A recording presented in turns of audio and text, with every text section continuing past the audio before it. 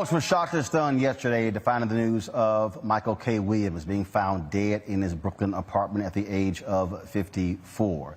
Was suspected heroin overdose. Williams, of course, gained fame by playing the role of Omar Little on the show The Wire on HBO. Also on Boardwalk Empire, so many other TV shows and movies. In fact, his performance in Lovecraft Country was supposed to, and many people expect that he is going to win his first Emmy in less than 2 weeks during the Primetime Emmy Awards. Michael K. Williams was a dancer, was an artist, beloved by so many people. The tributes have been pouring in from all around the country, not only from actors and entertainers, but also from regular, ordinary people who came into contact with him, how he treated them with dignity and respect. One of the folks who poured his heart out on yesterday on social media is actor Wendell Pierce, who starred with him in the show The Wire. In this video that he posted yesterday, the others posted, this is where you hear Wendell with Michael standing right there describing how an amazing actor he is.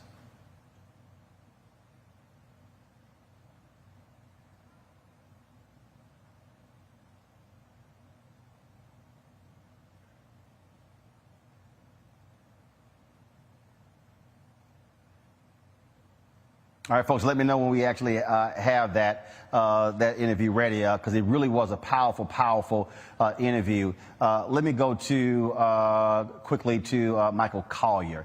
Michael is a comedian out of Los Angeles. He posted yesterday about his good friend Michael K. Williams. Michael Collier, glad to have you back on the show. Unfortunately, under these circumstances, just to share for our audience your thoughts and reflections on your dear friend Michael K. Williams. Well, you know, I love the brother, and I went to see Denzel Washington on Broadway, and pull this camera back even further. We went to see Denzel Washington play A Raisin in the Sun, and then afterwards we stood outside at intermission and just sort of compared acting notes. If you're watching Denzel and you're an actor, you are in a master class, brother. You are looking at the very best of the best, and there I was standing with Michael K., who is the best of the best as well. So we got to laugh about that. We got to go to the Academy Awards parties together like 2 years ago, and just to be able to hang and talk to him was so cool. I do a show called Superstar Interviews, and I had an opportunity to interview him for a 40-minute one-on-one, and I'll be running that tomorrow at 6 p.m. On Instagram, Facebook, and YouTube. So people just see him chatting for 30, 40 minutes, us laughing and breaking it up. And I don't know what kind of time you have, but I wrote a poem. You got time for a poem, Roland? Michael, go ahead. Okay. It's called My Friend. When Michael K. Williams did The Wire, he set the whole television world on fire. When Omar came down the street, you better pick up and run, or you's gonna be one messed up son of a gun. He did more than just hood roles, and they all still inspire. He also was the top gangster in the almost all-white Boardwalk Empire. His work in When They See Us was surprising and stellar, but he wasn't just a great actor. He was a hell of a fella. When I think of his character and heart, there's no one word I can find, but everyone that met this man will tell you that he was kind. For his august work on Lovecraft Country, he's nominated for an Emmy Award. And on his trip to heaven, I hope he knows that he's adored.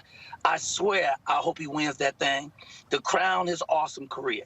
And I hope we all can applaud the human he was when he was hanging around out here.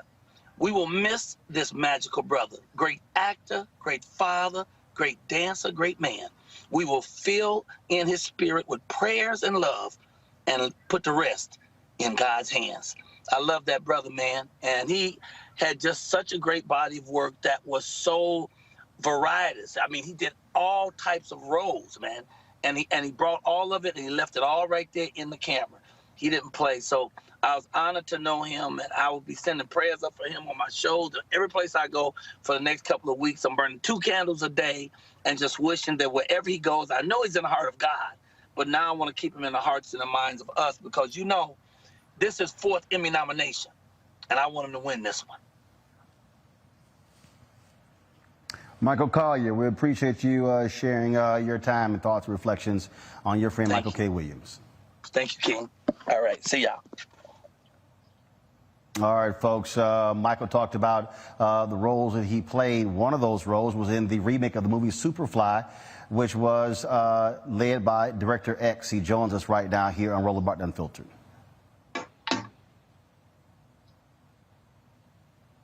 How you doing, bro? Director X, glad to have you with us, unfortunately, in this circumstance. Had an opportunity to chat with you on the red carpet when we were in Miami for the American Black Film Festival. The role that Michael played was that of a drug dealer, but also as a mentor as well. Describe for us what was it like to work with him, to direct him, to interact with him.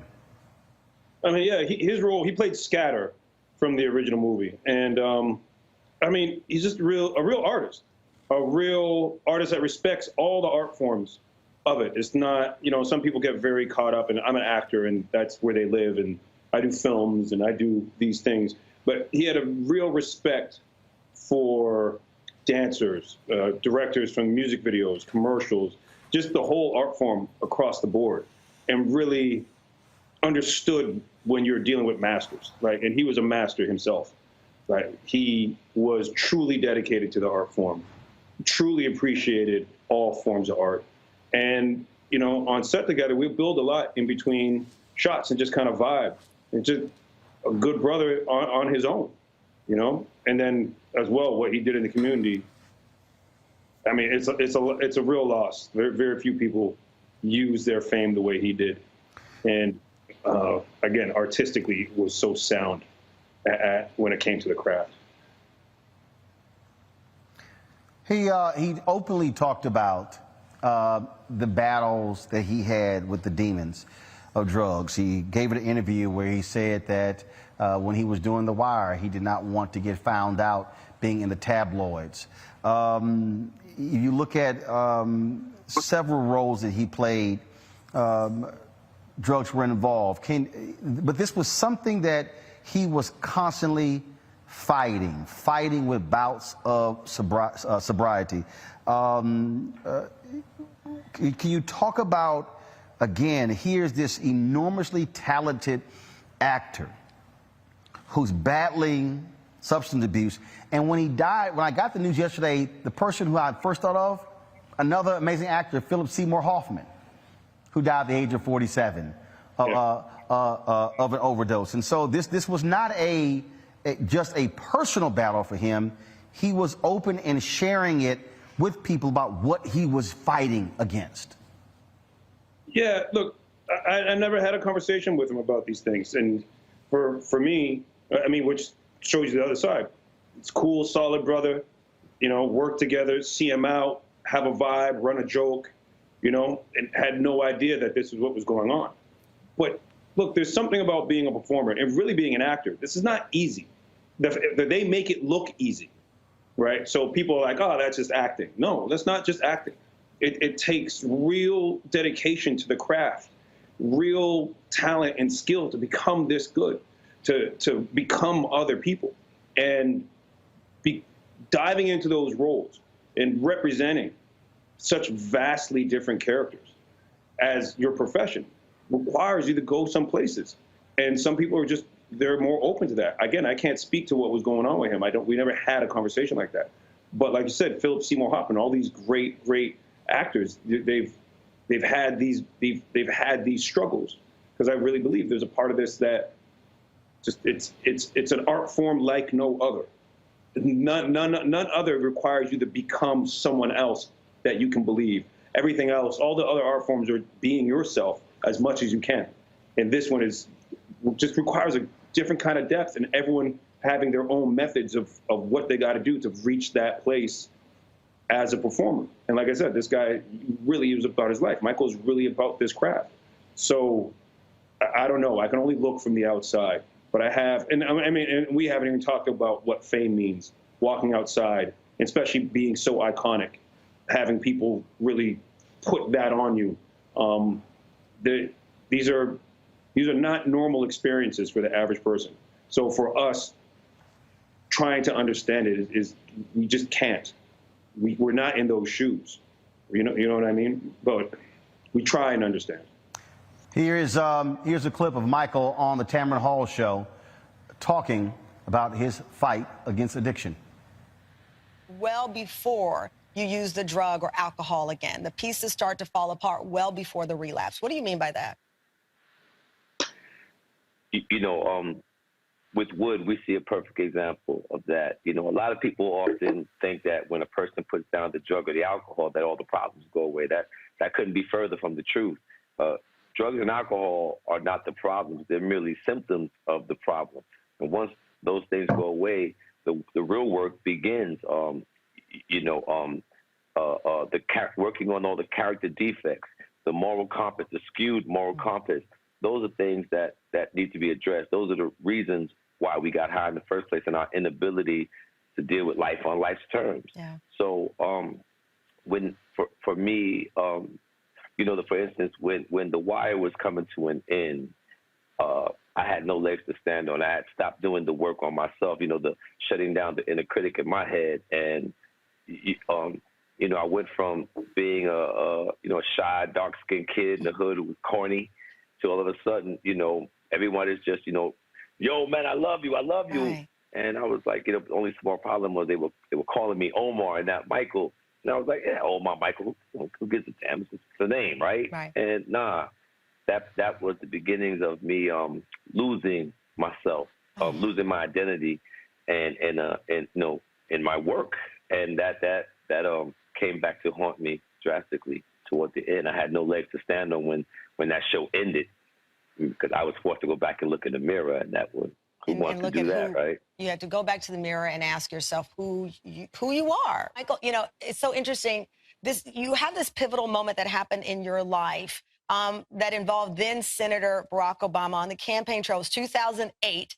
And that's actually when I just interviewed him and met him as well. I'm living in Chicago, and he's got this book and The Audacity of Hope and all these things.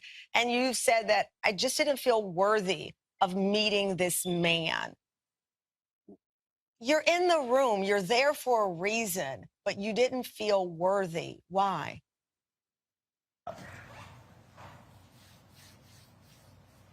All right, folks, we still have Director X here. I want to bring in now actor Morris Chestnut, journalist Tanya Hart, and also actress Erica Alexander. Glad to have all of you on the show. Morris, you starred in a movie alongside Michael K. Williams. We've heard from so many people, and they all describe a brilliant craftsman, someone who had a true appreciation for the craft of acting. Because I'd never met Michael before we worked together, and you see all his characters, and you never know what the person is going to be like when you meet him. And just like in that interview that you just showed with Tamron, he was just so honest, open, and genuine.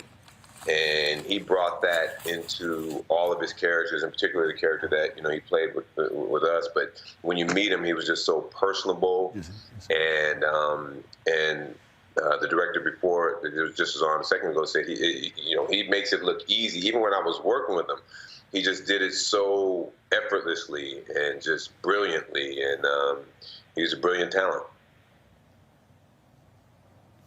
Tanya Hart, you've covered a lot of folks in many ways on red carpets, and one of the things that about Michael K. Williams is that he was not an ordinary brother. You saw him. The distinct mark on his forehead.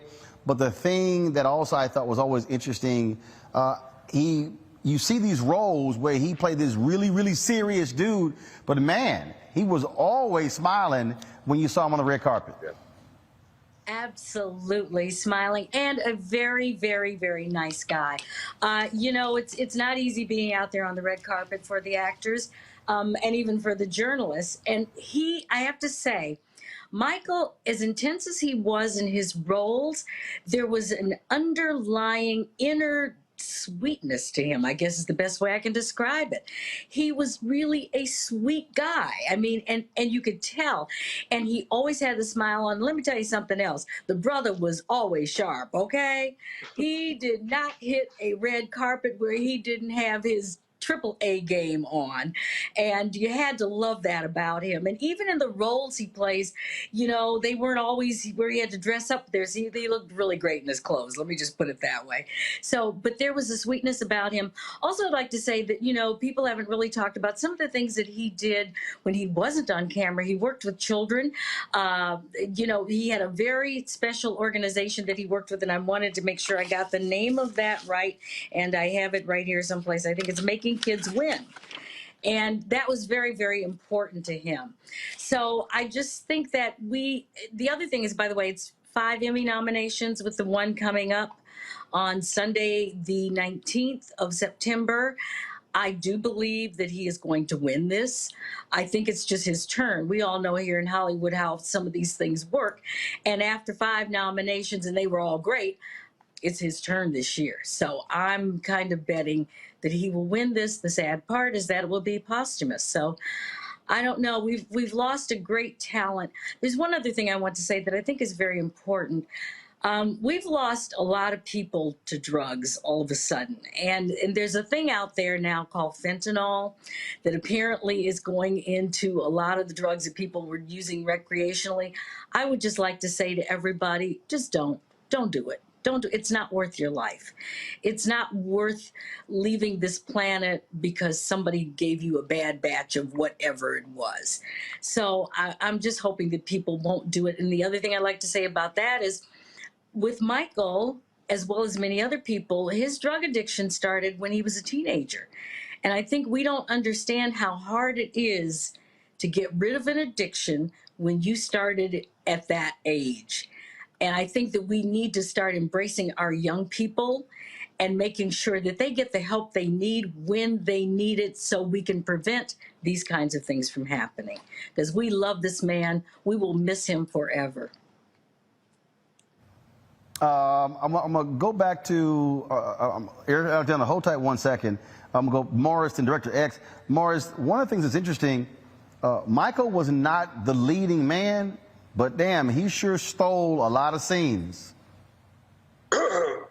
Excuse me, yeah, without a doubt. I mean, he, you know, it was not only just his talent, but, you know, like he said, he does it so effortlessly in his roles. What he brings to those characters, he's able to steal some scenes.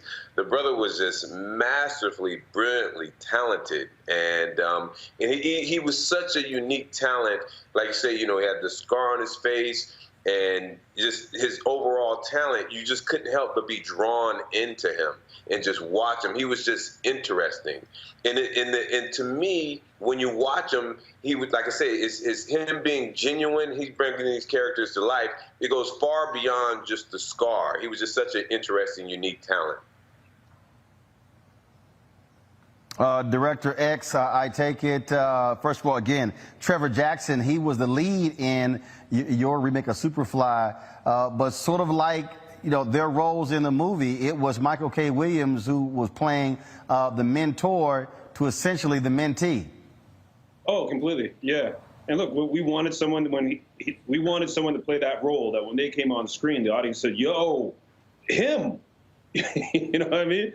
And Michael, that he had that power. You're like, yo, people got excited to see him. He's really iconic.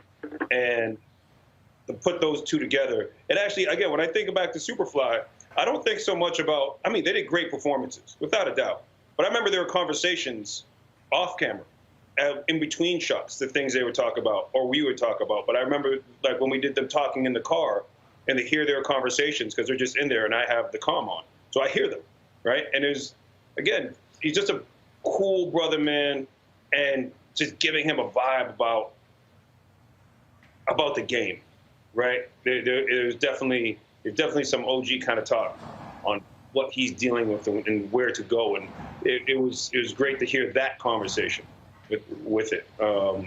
He's great, man, and even just to hear him talk now, and in that last interview, and what the message the fact that he was so open about what he was going through before he passed, and the attention that this can now give, and really, there's going to be some lives saved because they're going to hear what he has to say about this.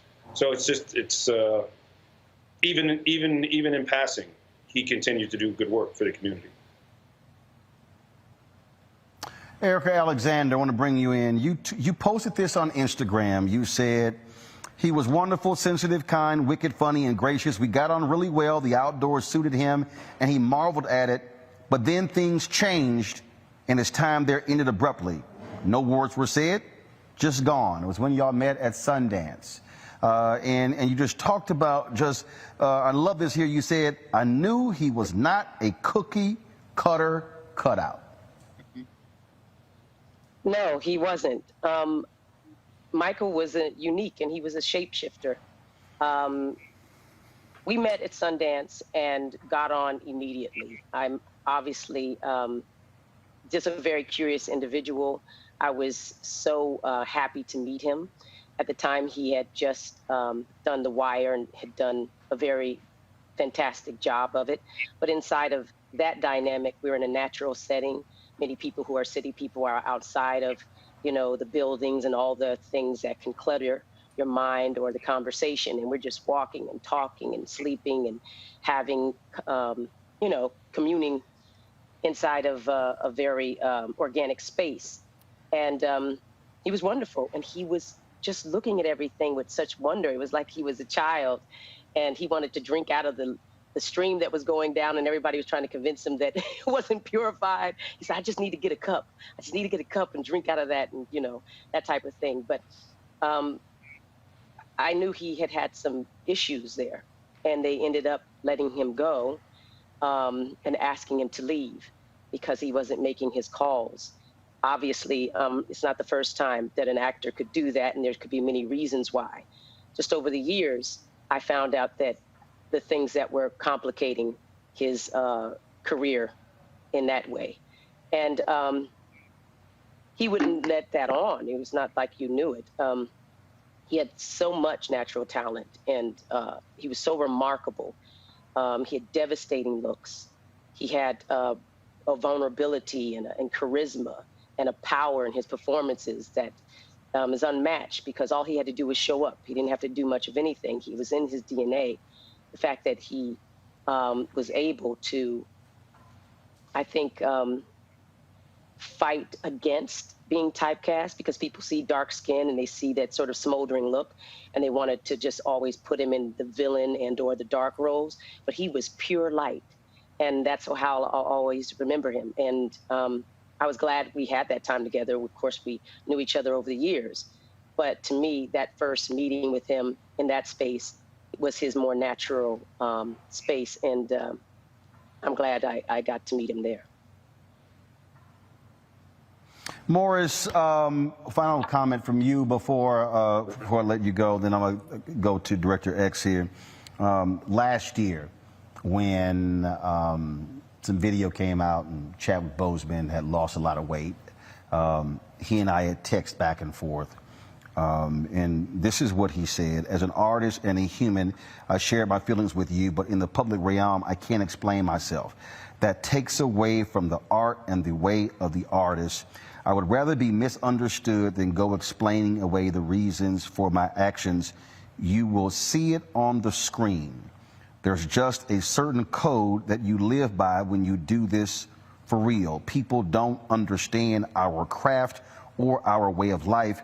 Both things feed each other. And although people are shocked and saddened and stunned by his death at the age of 54, he would have been 55 on November 22nd, the fact that he is remembered for these absolutely iconic roles, and some will say two of the greatest roles in the 20th century of television, 21st century of television. That right there, I think, also says a lot about his immense talent. Without a doubt. You know, it's hard for people think, of course, they think acting's easy, but it's hard to have one iconic role, you know, and he's had, I think he's had several, more. I think he's had about 3 or 4 at least. And like I say, with me, what really resonated with me with him is seeing him in so many roles before I met him, and then him being as open and genuine and as he was, and it shows through during his work, which allowed him to, you know, of course, he put a lot of resources to portray those characters, those characters have become iconic, and it's just something to me as I just respect, you know, as a person, but even more particularly as an artist, for him to be so open and genuine, and then to be able to delve into those characters like that. Actor Morris Chestnut, always appreciate it, my brother. Thanks a lot for joining us. Appreciate you. Appreciate you. Thanks, Roland. Director X, your final comment. Man, there's a real sadness around this. This is our loss, but I do trust in God, and I do know that the spirit lives past the body. So his spirit is still with us, and in God's divine timing and understanding, this is what is meant to be. And like I said, whether it's saving a life, someone understanding about drug abuse, and whichever road that the things that he has said and that we're now bringing to the forefront, and the amount of people that reaches. Again, I can't speak on the Most High and why he does his things, but I trust in God, and like I said, the spirit lives on. So I take some solace in that. Director X, we surely appreciate it. Thanks a lot for sharing your thoughts in this celebration of the life and legacy of Michael K. Williams. Peace, brother. Thanks for having me. Eric and Tanya, hold tight 1 second. As I said earlier, I was Wendell Pierce, who starred in The Wire with Michael K. Williams, placed an extraordinary number of tweets on social media about their relationship. I did catch up with Wendell. Wendell was actually, he's actually in Greece, and he's actually shooting there, was unable to join us. But this video here circulated a lot yesterday, and where he really encapsulated how amazing of an actor Michael K. Williams really was. You know, my real life and Omar's fictional life, but I had to, you know, I learned now how to separate the fictional world from my real life. But the line got a little gray because I was a little green in the early process of that. Well, he may say that he was green, but Michael has contributed 2 of the most iconic characters in the history of American television, with Omar and with Chalky White. What we are actually getting to witness in his young career, we're going to see a lot more, is like one of the great American actors, giving voice and giving flesh to characters that most people would have never given the same humanity to, of opening a window to a world of men that we pass by or don't know about. It's one of the most innovative portrayals on television in our generation, and it was an honor for me to even share the screen with him. One of the greatest moments I've ever had in my career was the scenes that I did with Michael. He's a very special man, very special artist, and what art is to the community, thoughts are to the individual. It's the place where we reflect on who we are, and he has opened up a window of reflection to people who may pass people on the corner that they would have never given humanity to, that he has made people think twice and give humanity to these men. And that's classic American television history right there, Michael K. Williams. Lance Reddick, who also starred in The Wire, posted this video on social media remembering Michael K. Williams. Hi, everybody. I got off a long long international flight several hours ago. And I got to the airport, and my wife showed me the news that Michael K. Williams had passed.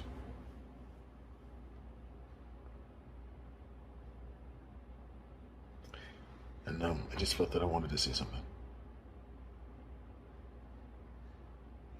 We weren't close.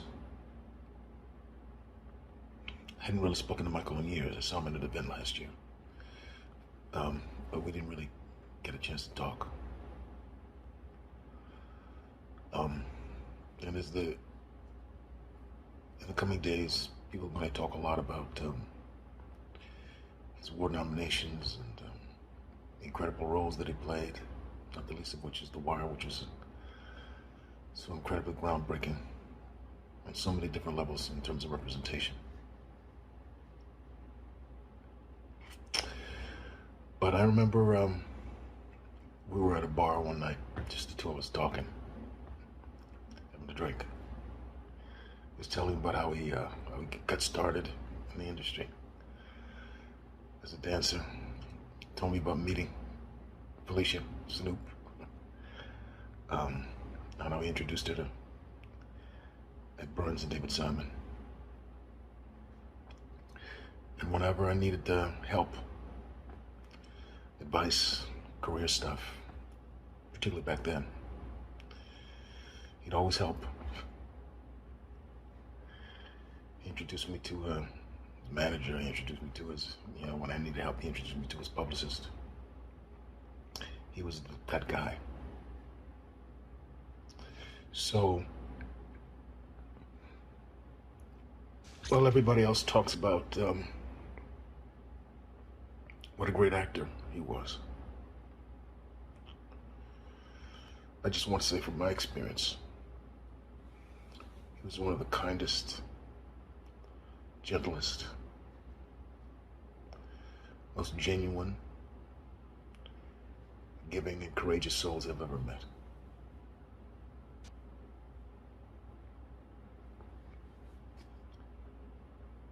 Rest in peace, my brother. Much love and respect.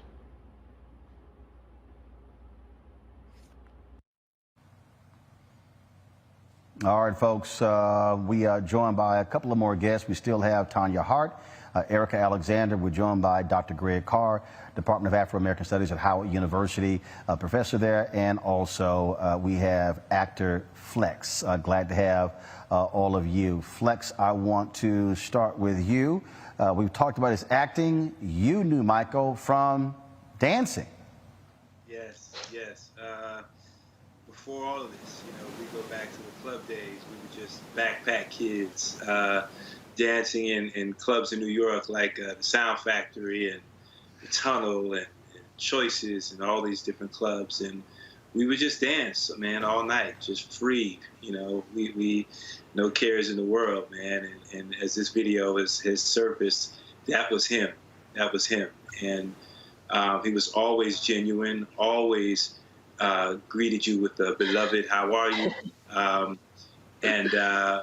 He actually was very close with my older brother, who also fought addiction. And I think they found a common ground in that and tried to help each other through NA at times. And it was a constant struggle. And I remember posting something about my brother. I was having a rough day thinking about him around the anniversary of his death, and he called me up. It was just like, yo, man, your brother was, he was no joke, yo.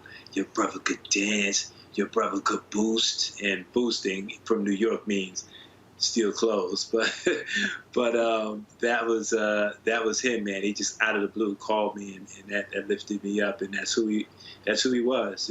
And this is tremendously hard, for everyone, I'm sure, but, definitely for me because, just coming up the way we did and me being a dancer and transitioning into acting. And I remember seeing him on The Wire, and I'm just like, yo, he was just amazing, man, amazing. This is truly, truly, truly sad.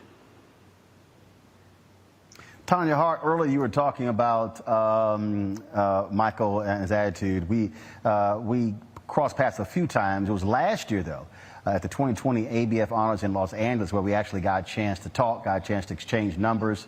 And one of the things that was really interesting as we sort of had this mutual appreciation of one another, he kept talking about, man, I really like your spirit. I really like your spirit, your vibe.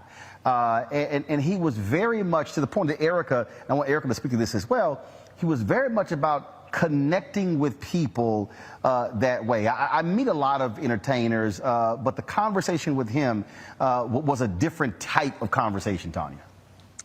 Well, it was, and that's what I was trying to explain to people on the red carpet, which is where I met him often.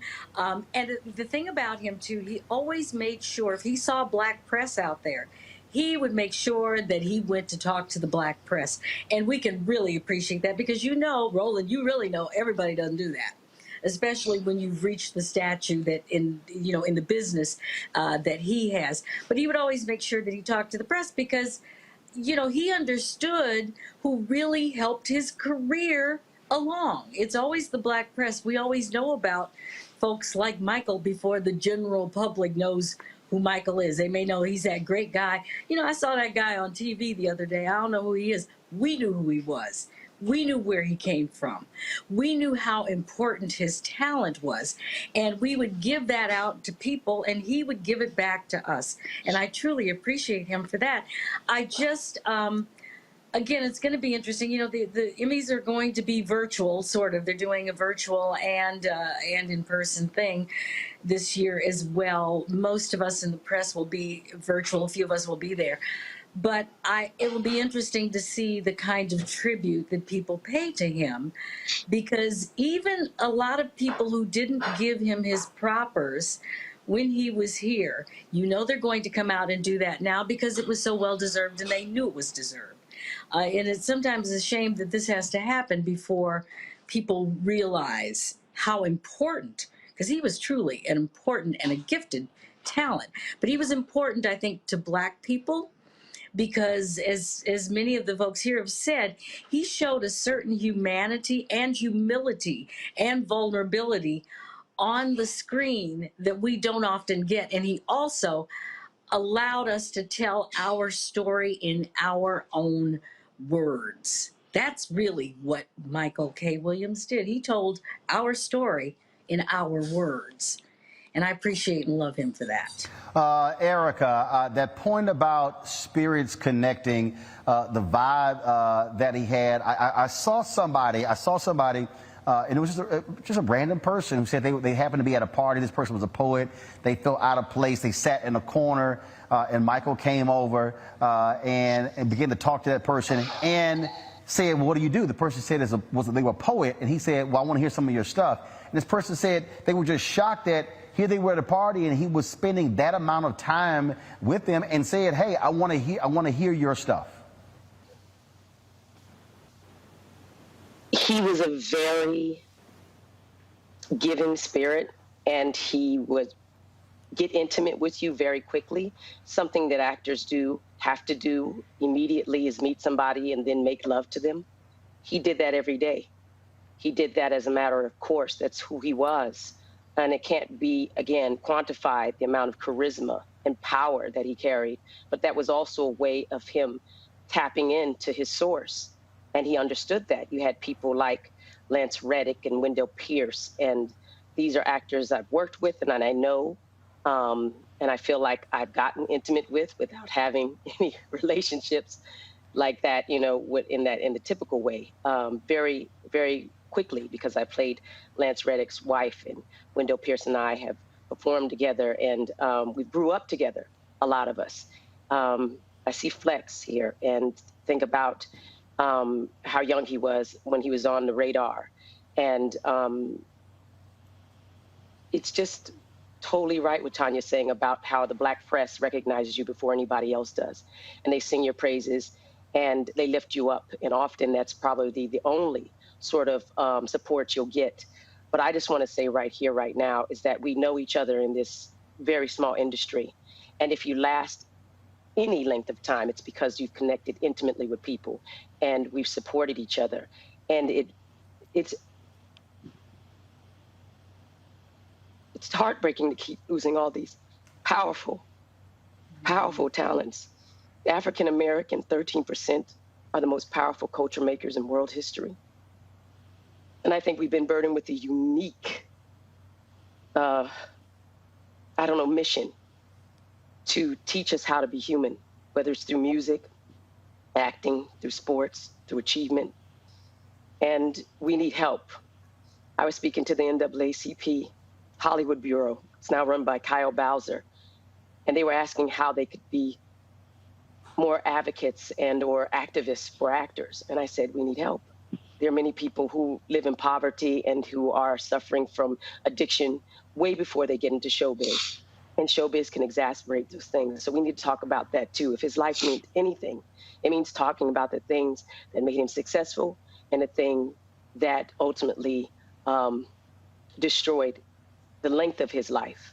Never his talent, never his light, but how long he should be here and be contributing and participating. And this is something that is not about actors being, they often call us, oh, we're brats, we're this, we're overpaid. We're people. And again, often are carrying huge amounts of responsibility and accountability that people don't understand. And actors don't get those types of conversations around them. It's often musicians. So I just want to say right now that we need to talk about that.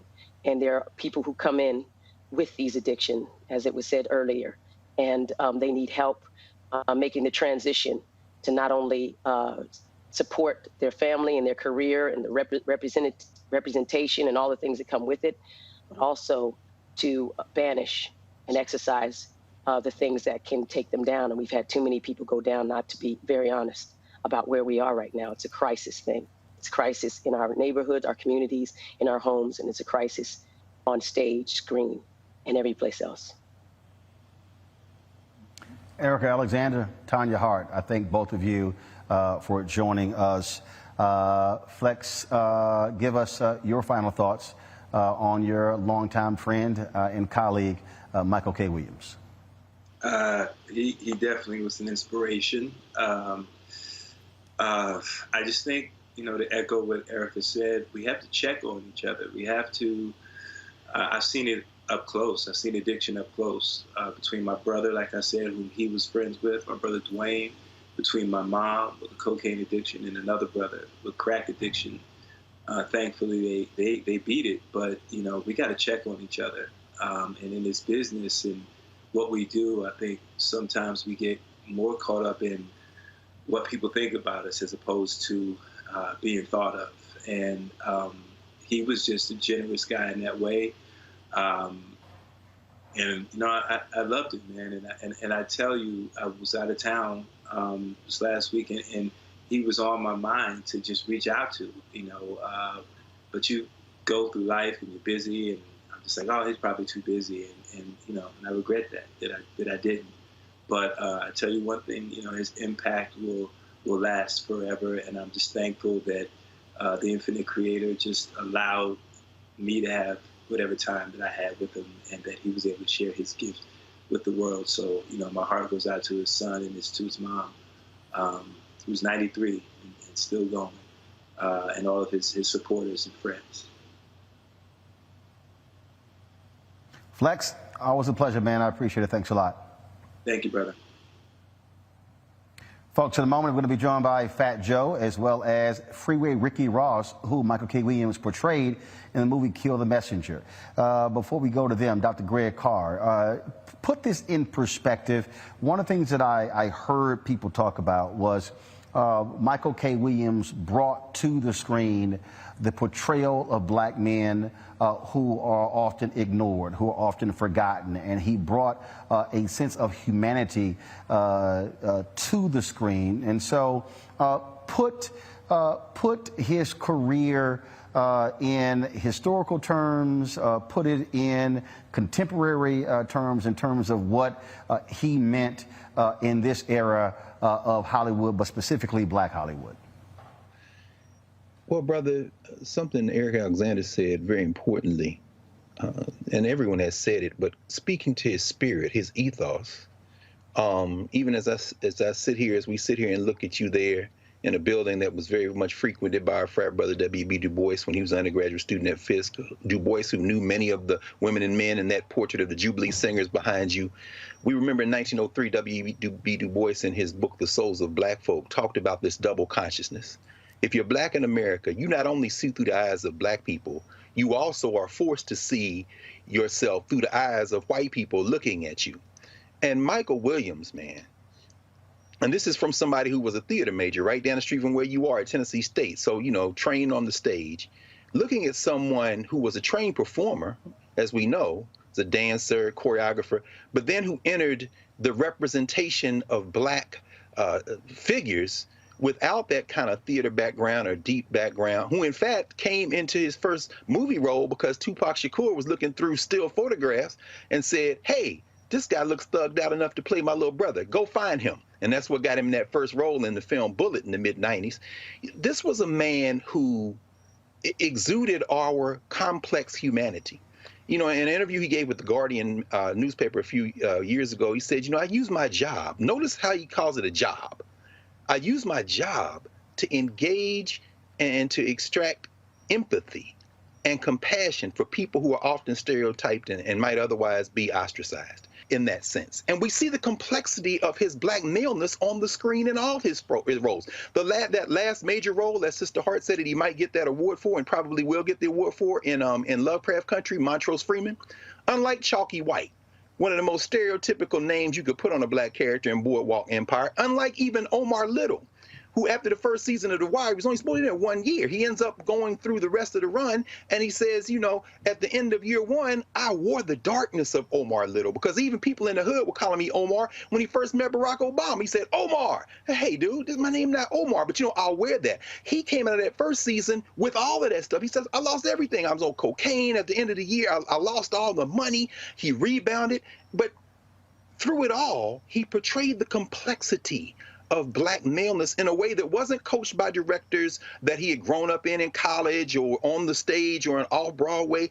It was coming out of his full humanity, which is why I think it's very interesting that he, in many interviews, he said, after Lovecraft Country, he said that uncovered generational trauma in me that I had to go and seek therapy. He said the first time he saw therapists on a movie set was when Ava DuVernay had them there on When They See Us. And he understood then, I need to do that. So he went to, not only did he do that, he went to Narcotics Anonymous. And so I'll end with this. Michael K. Williams, I don't know that he was acting as much as he was presenting the complexity of what it means to navigate that double consciousness in American life and black life in the world. And ultimately, like any good actor, and I know that from experience, brother, like any good actor, the role doesn't stop when the lights go down. You wear that thing. And ultimately, whether we can say his demons caught up with him or not, this was a man who seemed to live his life openly and honestly from beginning to end. And we're just fortunate we got to see a little bit of that on film. And so as he rises like Roz, an ancestor, we wish him safe journey and understand he paid a hell of a price for helping us see ourselves in the mirror of his craft. Dr. Greg Carr, hold tight 1 second. Joining us right now is a son of the Bronx, rapper Fat Joe. Fat Joe, welcome to Roland Martin Unfiltered. Hey, Roland, how you doing, my brother? What's going on? Man, all good. Always wanted you on the show. I hated it had to be under these circumstances. You're from the Bronx. Michael K. Williams was from Brooklyn, but both of you had New York City in your blood veins. Man, you know, special guy, man, a real special guy. Cared about the community, cared about the people in the community. Every time I talked to him, he was talking to me about his organization and his charity work. As an actor, like the gentleman just before me said, he was brilliant.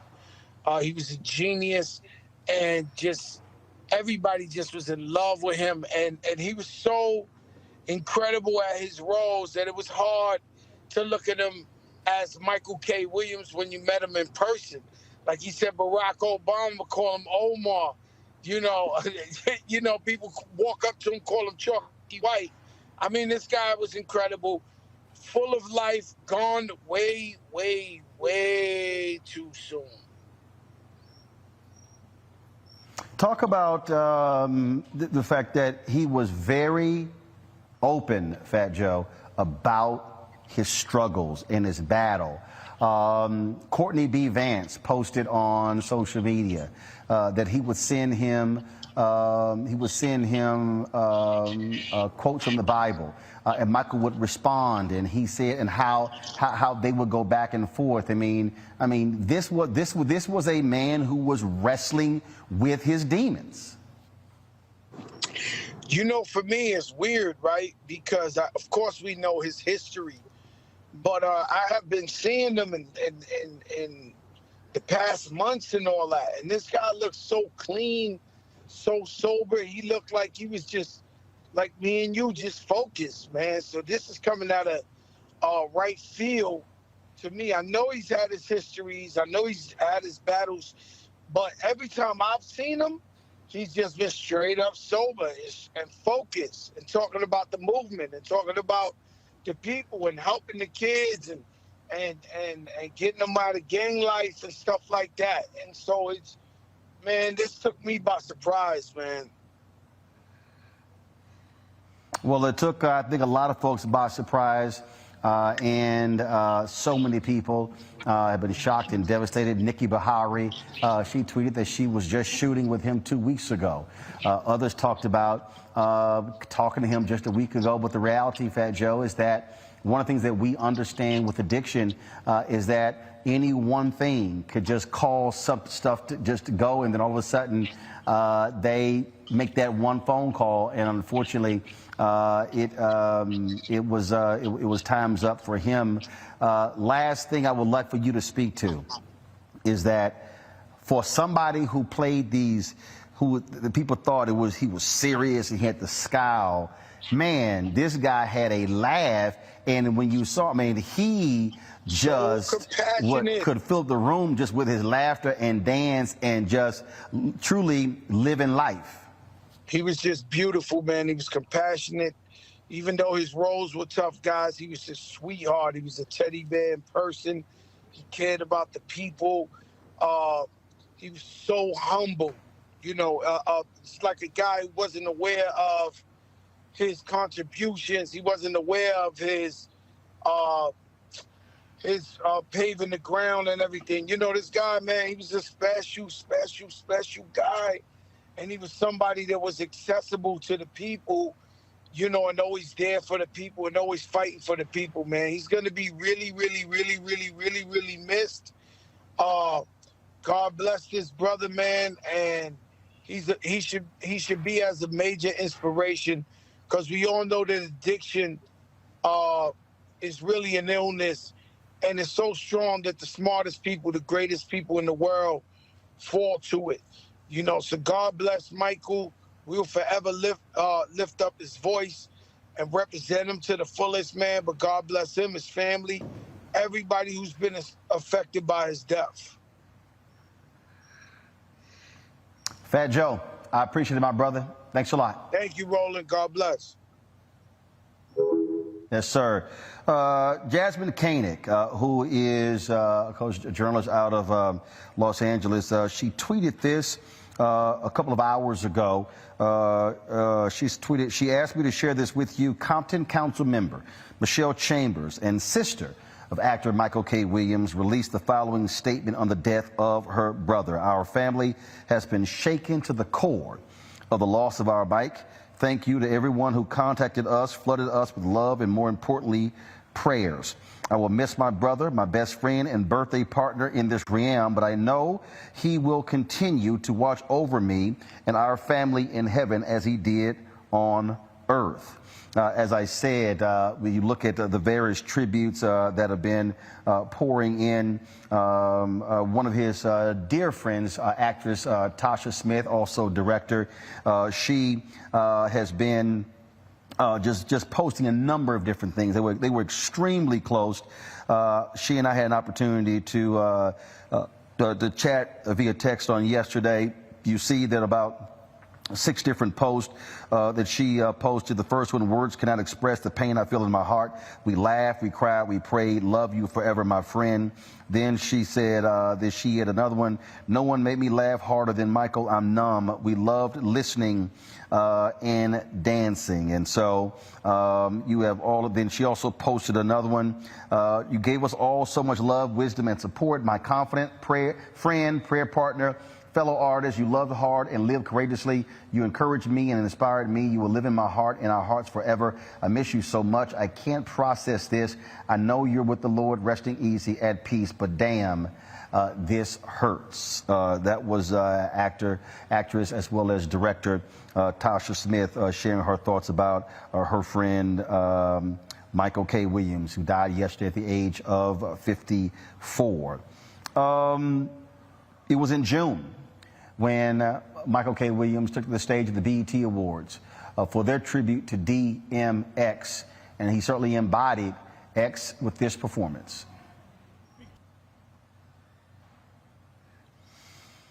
Also, folks, there was another video that we saw where Michael K. Williams talked about separating real life from what he portrays on the big or the small screen.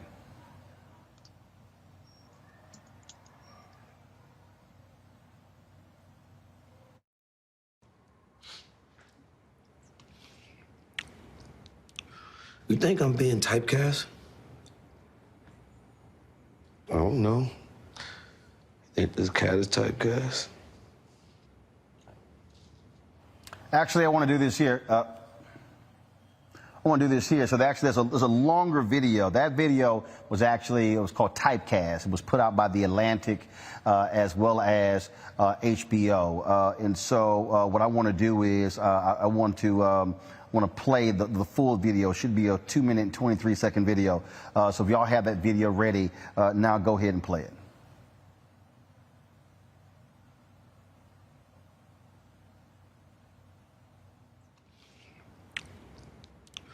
You think I'm being typecast?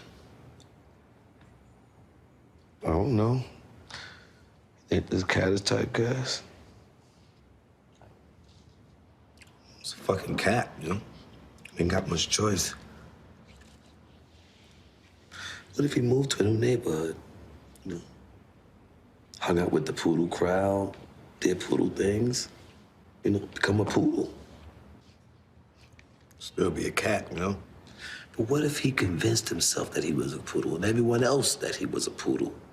Wouldn't that make him a poodle? That's a good point.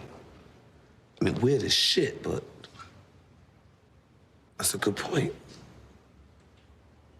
And this whole metaphor is bullshit, yo. You hear me? You think everybody don't got a role to play, huh? You think a white boy could have played Omar? You think you could play a president? I could. And I think we've seen the last black president for a while. I'm just saying. I think you're gonna always be playing some version of Mike. Gangster Mike, old-timer gangster Mike, southern gangster Mike. But I'm not a gangster. Everyone that knows me knows that. Self-denying gangster Mike. Look, I picked these roles. Me, I made this path for myself. Did you? Yeah, did you? Or did they choose you? You think we would be doing what we're doing if we had a choice? Huh? Face it, man. Look, we from a certain type of people that come from a type of place that look a type of way. You know what that make us? Black. Typecast.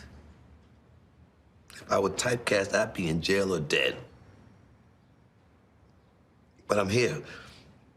I got out. Got myself out. You sure about that?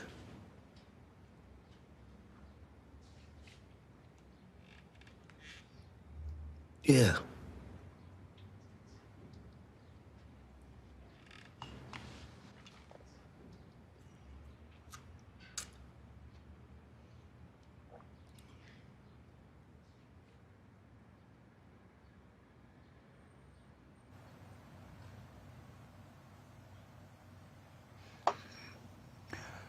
Greg Carr, that was a video that was done, like I said, for The Atlantic and HBO. And, man, that's a whole lot to unpack in that 2-minute and 23-second video. Well, Roland, you know, there's a phrase in Latin that is used in legal circles, res ipsa loquitur. The thing speaks for itself. And it's a very powerful phrase, but I want to go back to a language that was old before the Romans ever figured out how to build a house that stayed up. And that's the ancient Egyptians. They had a phrase that said, at the end of your life, if you live a life that allows you, the ancestors to say, what they say is, Ma'aheru. Ma'aheru means the voice is true. We just saw what should probably be that brother's testament. That is his obituary.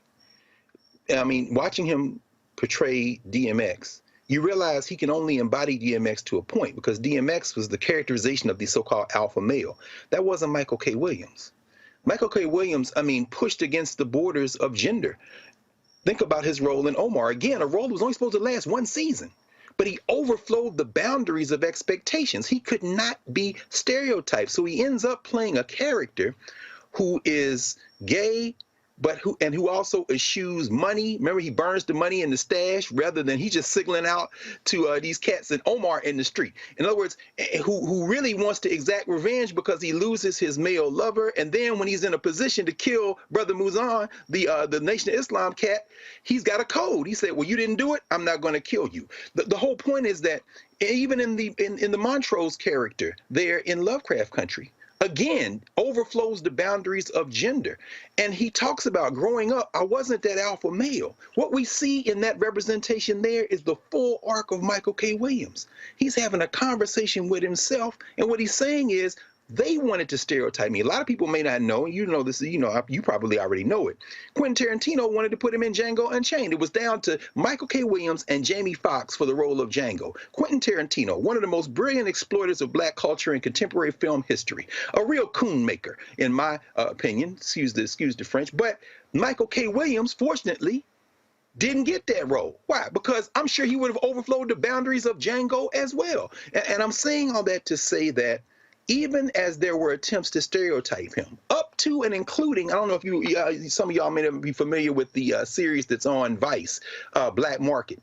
You know, Michael Williams gave an interview where he said, you know, I was filming this, we're talking about the role of addiction in our communities, what happens in our communities, and we saw him parenthetically there in Harlem.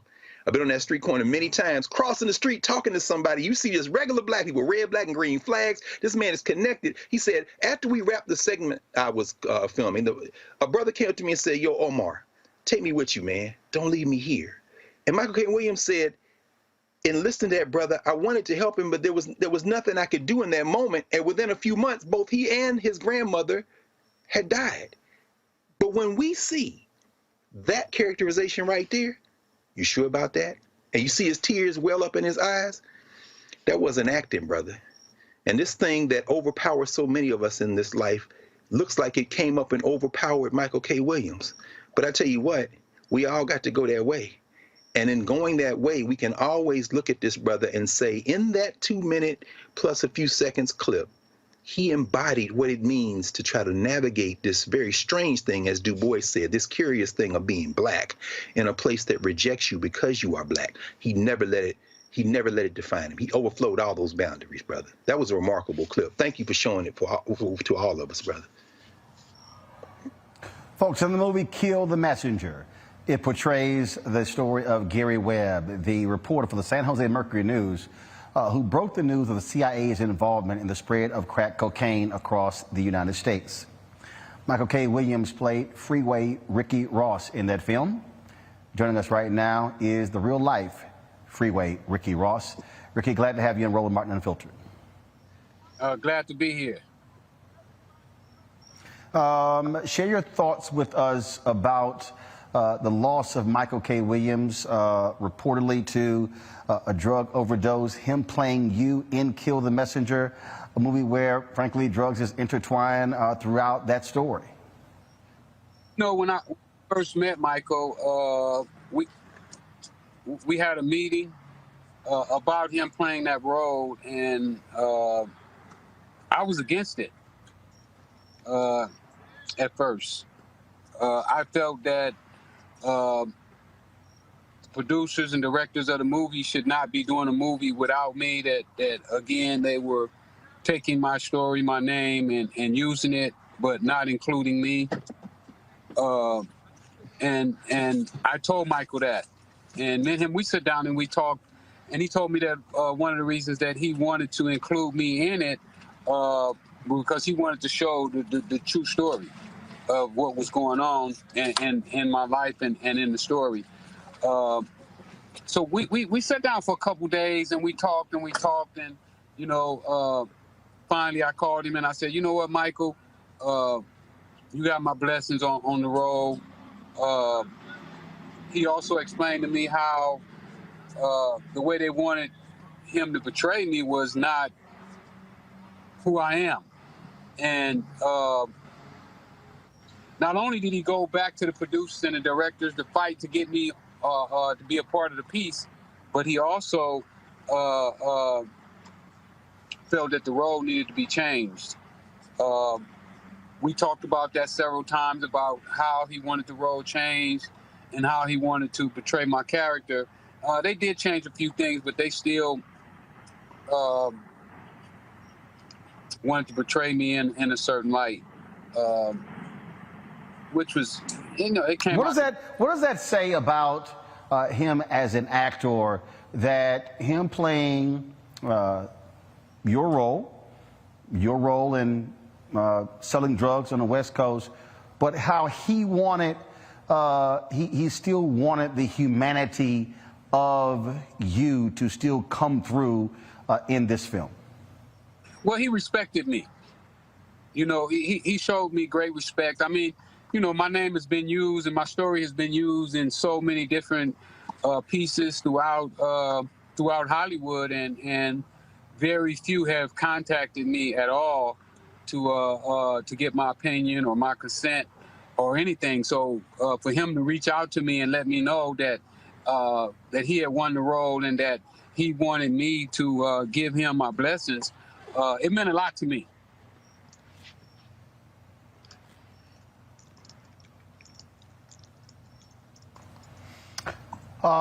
It is, so many people have been impacted and shocked and saddened with the story of his passing. He was very open about his battles with addiction.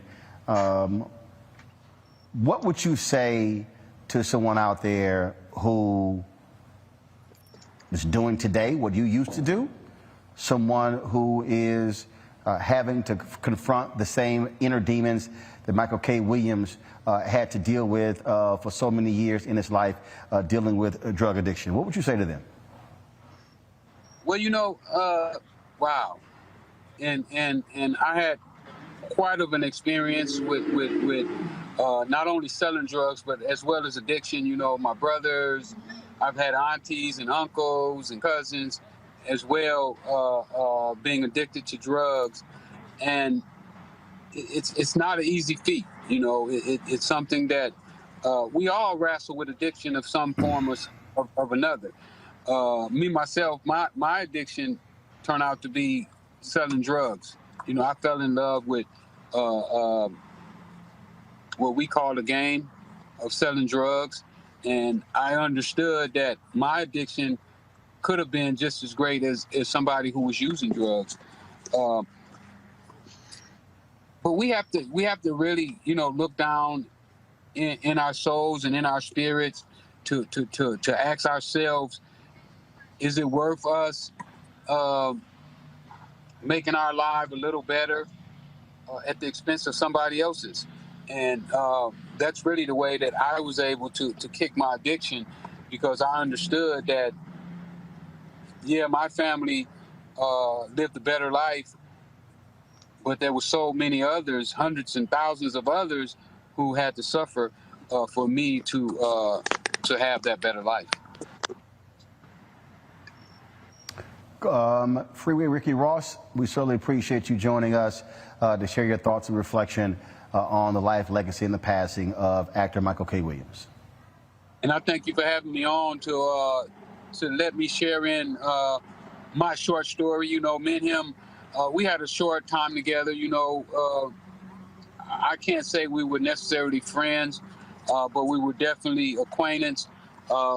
We did a couple premieres together for the movie, and every time, you know, it was always brotherly love, and I did have a lot of respect for the brother, and I was hoping that for my movie that we're working on right now, that he had a shot at playing that role, and I know that he wanted to play that role because he wanted to really show my character in the true light that I really lived in, and that I continue to live in today. And I think the brother will be greatly missed. We lost another great one, and I send my condolences to his family. Ricky Ross, we appreciate it, man. Thanks a lot. Thank you. Of course, I want to read, this is the tweet that actor Courtney B. Vance, I referenced it earlier, sent out today, actually yesterday, and this is what it says. Michael worked hard in his work and throughout his life. He shared with us all how hard he tried to achieve sustained sobriety. I know Michael, the man, would want his life to serve as an important teachable lesson for anyone who is in the midst of the very real struggle against addiction. As difficult as this moment is for us all, Michael has found peace. He was a giant of a man. Only my faith sustains me in times like these. And Michael loved the Lord. I sent him our scriptures every day, and he responded every day, Jesus. Michael, you will always be remembered by so many for your gifts as an actor, but even more importantly, you will be remembered for being an amazing, kind man. I love you, my brother. Rest in peace. Actor Courtney B. Vance. Folks, we're going to close out this tribute, if you will, to actor Michael K. Williams, as I said, who died yesterday at the age of 54. His body was found at his dining room table at his apartment in Brooklyn, with him reciting a poem. And we'll end the show on this note. And we appreciate all of you and everyone who joined us today for sharing their thoughts and reflections on the loss of actor Michael K. Williams, again dead at the age of 54. I'll see you tomorrow here at Fisk University on Roland Martin Unfiltered and the Black Star Network. I don't know who wrote this, but I thought I would share it with y'all. We fell asleep in one world and woke up in another. Suddenly, Disney is out of magic, Paris is no longer romantic, New York doesn't stand up anymore, the Chinese wall is no longer a fortress, and Mecca is empty. Hugs and kisses suddenly become weapons, and not visiting parents and friends becomes an act of love. Suddenly, we realize that power, beauty, and money are worthless and can't get us the very thing we're fighting for, oxygen. The world continues its life, and it's beautiful. It only puts humans in cages. I think it's sending us a message. We are not necessary. The air, earth, water, and sky without us are just fine. When we come back, remember that we are guests and not its masters.